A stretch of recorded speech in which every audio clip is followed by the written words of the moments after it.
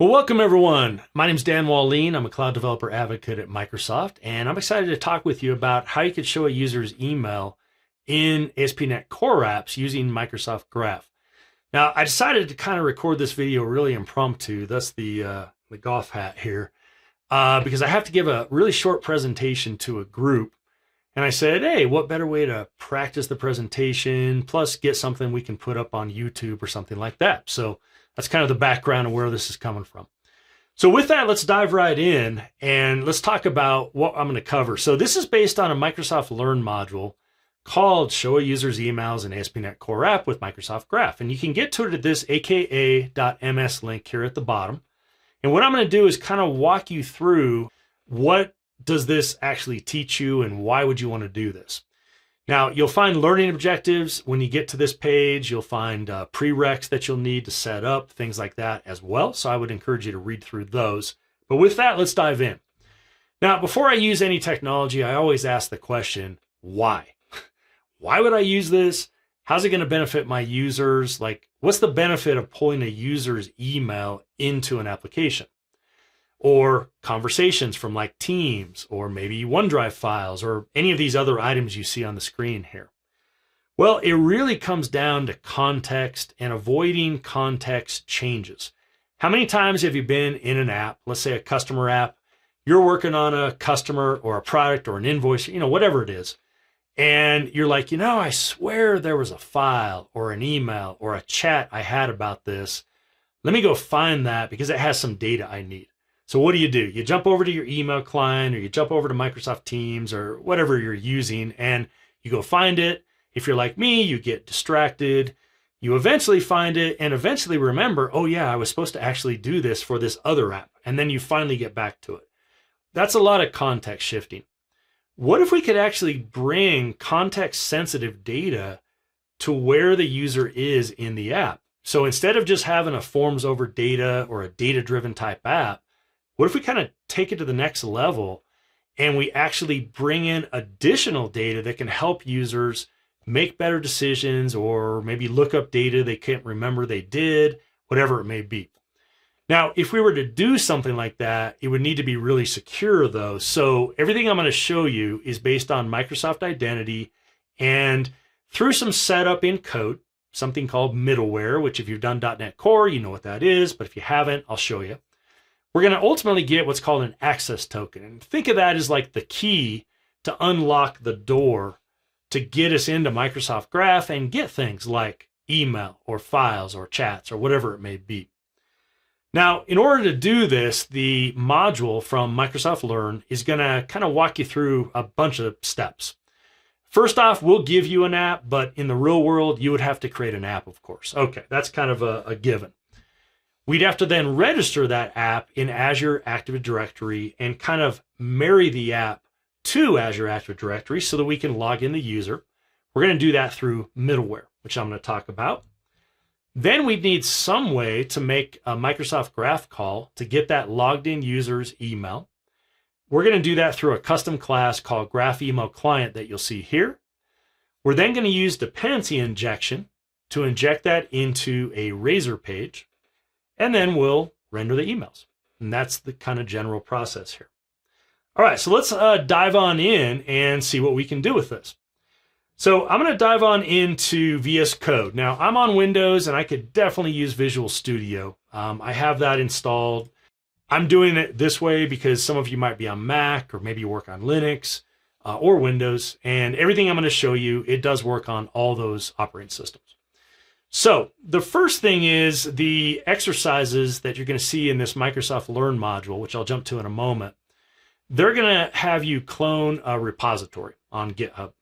That's going to give you begin and end folders.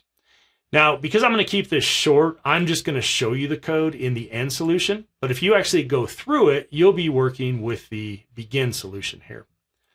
Okay, so that's kind of the first part of this. Now, if I jump on over to the actual Learn module. Here it is. And if we go to start, you're going to notice right up top, you're going to have a bunch of units, we call them, that you'll go through. And these units also have exercises. One of those is configure an app in Azure AD. connect that now to the ASP.NET Core app. Go get the emails and then batch the emails, or kind of like paging, but I'll talk about the difference there. So everything I'm going to show you quickly here, you'll be able to get through this Microsoft Learn module. So I'd encourage you to go through it on your, kind of time and pace. But let me go ahead and jump back to the code and we'll start talking about it. So the first thing I'm going to do is run the app. And all this app does is it goes and grabs the user's profile, says, hi, Michelle, hi, Dan, hi, whoever it is. And then it's also going to go in and grab their email. Now, we have two other modules here. One of those is going to be for grabbing files, and that'll be downloading and uploading OneDrive files. And there's another one on calendar events. I'm just going to focus on the email aspect here. So let me go ahead and do .NET Run. I've already built it, so it should be really fast. In fact, it's already done. And if I scroll up just a little, you'll notice we get an HTTPS link. I've already approved the developer certificate locally. And then what I did is I created a private window here. And notice it automatically asked me to log in this case, to Azure Active Directory. Now, I have a developer tenant. So I'm going to go ahead and copy in my kind of fake account here, my fake password. And then it does have two-factor authentication. Go ahead and verify. And then what this should do is now it just made a graph call, and it also grabbed my presence. Notice the little green circle here. If you use Microsoft Teams, you'll know that you can say I'm away, I'm available, I'm out of office, or whatever it may be. This will actually kind of show their presence. I added that because it's, kind of cool to be able to do that. And then we could also sign out if we wanted. Now notice I also grabbed the profile name of the user, and then I grabbed their photo here. All right, now the big part of this one, these are the other two modules in the learning path, but the one we're covering in this video is email. And there we go. So this just pulled the email. Look at the dates here and you'll see they are descending, as you typically expect in email. But I can grab next page, and I can keep kind of grabbing really what we would call a batch of email. What's unique about email is in your inbox, do you just get email? No. You get email, you get calendar invites, you get other stuff, right? Well, this is only grabbing the email messages. So when I say batch, it's the next batch of email. It has to skip over the non-email stuff. But Microsoft Graph does that for us. All right, so that's really the app. That's what it does. And then, I could come in and sign out here and do the normal stuff. Now let's go back into here. We'll shut down the server and let's talk about what's going on. So first off, I'm going to go to the end. And I'm going to open up the CS proj. You're going to notice three key assemblies here. Microsoft Identity Web, Web UI for identity, and then there's this Microsoft Graph assembly that we have as well. And all three of these are going to be used. What's important here is that we, number one, need these to integrate with Azure Active Directory. And I want to point out, I'm not going to show it here, but we'll use user secrets. If you haven't used that, it's a way to store sensitive data locally. In production, you might use Azure Key Vault to store the Azure Active Directory client ID, client secret information, or you might use environment variables on the server potentially. Everybody does it different. But these are really key, and some of the code I'm going to show you in just a moment, that's where it comes from. So I wanted to point that out. Now, kind of the trickiest part of all of this isn't making the graph call. It's actually the middleware. And this is something I don't have memorized. Let me scroll up to the top here. But you'll notice our standard suspects. If you do .NET Core, we have our startup for configuration, but then we have our configure services. Now, we need to authenticate, work with tokens, and do all kinds of fun stuff. So notice on services, we're adding an extension, well, a bunch of extension methods. Add authentication for OpenID, the authentication scheme there.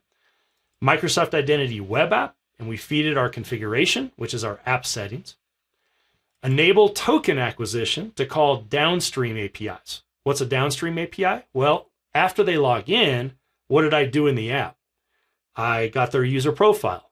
Well, that was a downstream Microsoft Graph API call. I went and got their emails. That was a downstream API call. That's what that is. We're going to also, from the configuration, we're going to grab some settings for Microsoft Graph, such as the base URL it would call. And then we're going to, in this demo, just track our tokens in memory. There is another option for that, but that's what we're doing. Now, the final thing is every page in the app needs to be authenticated. You can't hit even the home page because the home page shows the user profile and the presence. Well, to do that, you have to have an authenticated user because they have to give permission to say, go grab my profile, go grab my presence, go grab my emails, my files, my whatever it is. And if you've worked with Microsoft 365 very much and any apps Microsoft's written or even custom apps at work, you've probably seen those little prompts that'll pop up that'll say, this app would like to, access your emails, read this, read that, whatever it may be. That's what's going on there. And then, of course, down below here in our configure, we use authentication and we use authorization. So we configure, and then anytime you see the use, that would be the middleware. Okay, now let's get to the fun stuff. So when you run this app, you would need to hook it to Azure Active Directory. Now, in the Learn module, we actually show you how to do that in this exercise. Now, I'm not going to go through this because it's super easy to go through. We have step-by-step with screenshots, and you could just kind of follow through these and get everything you need. But that, again, will give you a client ID and a client secret so the app can hook into Azure Active Directory, and the configuration and the middleware will read that and use it. So having shown you that, the next part and the next exercise here will have you connect up your app in that exercise. That kind of gets into cloning the repo, adding the client ID and the client secret, all that fun stuff. That'll walk you through those steps. But the exercise that I think gets really fun is when you actually want to show a user's email. So we're going to have some custom code for that. If I go back real quick to startup, I skipped over one thing that I'm now going to show you. You'll notice right here, there's 4 of these, but for what I'm going to show you, we just need Graph Profile Client to get the user's profile and Graph Email Client. These are custom classes to get the profile or the email client respectively. By putting them here and with add scoped, they'll allow us to enable dependency injection, and that's what we'll do. Now let's go look at these. So I'm going to focus on the email one, but you'll notice that the profile's right here. But let's go to the email client. And there's 2 functions in here, but before I show you those, let's look at the constructor. Now, I inject the standard logger, but this is the one I want to point out, Graph Service Client. This is actually from the Microsoft Graph Software Developer Kit. It's the assembly I showed earlier.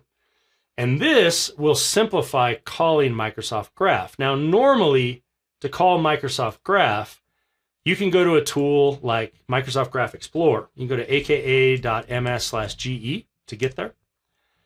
And this would let you experiment with, I want to get the user's profile. Notice the me there on the end. I want to get the user's email, me/messages, or whatever it may be. I can get documents, chats, I can send to Teams, and it's really cool.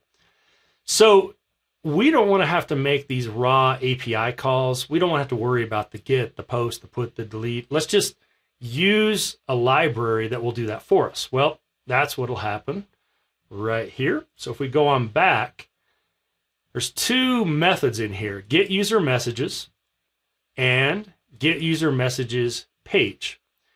Now, the one we're going to focus on is this guy, but let me start with this one because it's a little bit easier. Now, notice we have async because this is all going to be async await. And what we're going to do is use that injected Graph Service Client to go to me. Well, there's that /me that you saw. But I don't just want to grab the user's profile. I want to grab the user's messages. That's what I want to request. And I don't want all the data for every email. I only want to select the subject, the body preview, and the receive date time. I want to order by that receive date time of the email, descending, and I only want to grab 10 of those, okay, top 10. Now, as mentioned with batching in email inboxes, it's not just email, it's other things too. So this will make sure to only grab the email messages in the 10. Now, if we wanted to page, every time you get this 10, if there are more messages, then Microsoft Graph will send you back a next page link. It's actually another RESTful call you can make to get the next batch of email. So you'll notice in this one, this method takes a next page link. It defaults to null though. And how many do we want to grab? Well, 10. Well, the first time we call this, we won't have a next page link, right? First batch, you get the 10, and then at the bottom, there's the click on the button to go to the next page. So it's going to call this guy the first time, and that's exactly the code that you saw above.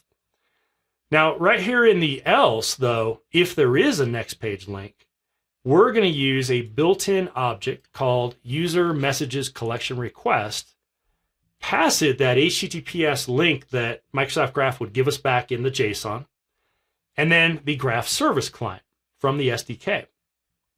Then we're just going to simply call async, undo that, and that would give us our messages plus the next link for the next batch of email. Now, all we do to get to the next link is the paged messages also has a next page request property. And then we can go into that to grab the string for the URL, or URI as you'll often see it called. So what we've done now is we've made a reusable class. We've made it so dependency injection can be used, and that can now be passed in so we can get the next batch of email messages. Now let's wrap up by talking about how would we use this. Well, if we go into pages, you'll notice we have some different pages, but the key ones are email. Look how simple the code is here.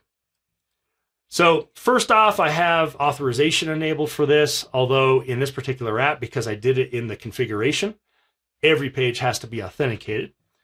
But I have my email model. This is Razor Pages from ASP.NET Core. And you'll notice I'm injecting right here that Graph email client. That's the one we just looked at. That's pretty cool because now that I have that, I can just call into it. It's injected. And I could say, all right, get me the user messages page. Pass in the next link. Now notice next link is a property right here. And right now it's going to be null. So that would just cause that first 10 email messages to be loaded. And then the next page link should be in that if there are more email messages, or if there aren't, it'd just be null. So we're going to store the messages up in a property called messages. You'll see that right here. It's an IEnumerable.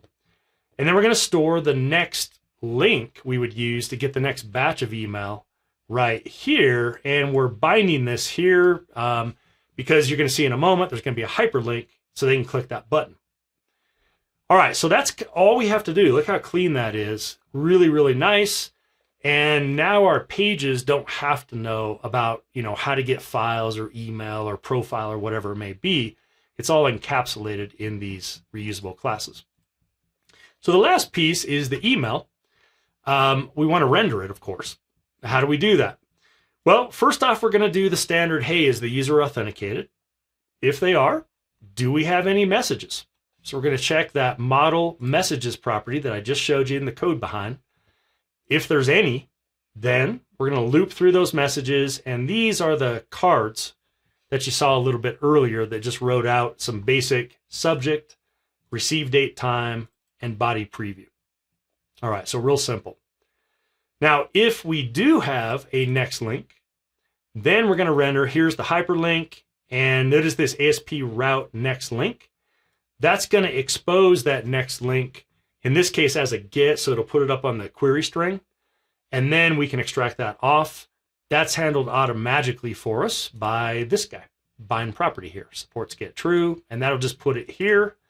And now we can use that the next time we call to get the next batch. Pretty cool. Now, that's a lot to throw at you in like 15 or maybe 20 minutes here. But everything I just covered is available in this exercise. Step by step, all the code, explanations. In fact, you'll see it's identical to what I ran a little bit earlier.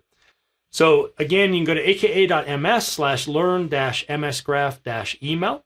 I hope that gives you a good idea about why you might want to do some of this to avoid context shifting or switching with the users. and keep them just really focused, kind of take your apps to the next level. And there's way more that you can do with Microsoft Graph than just email. This is just a starting point. So thanks for tuning in.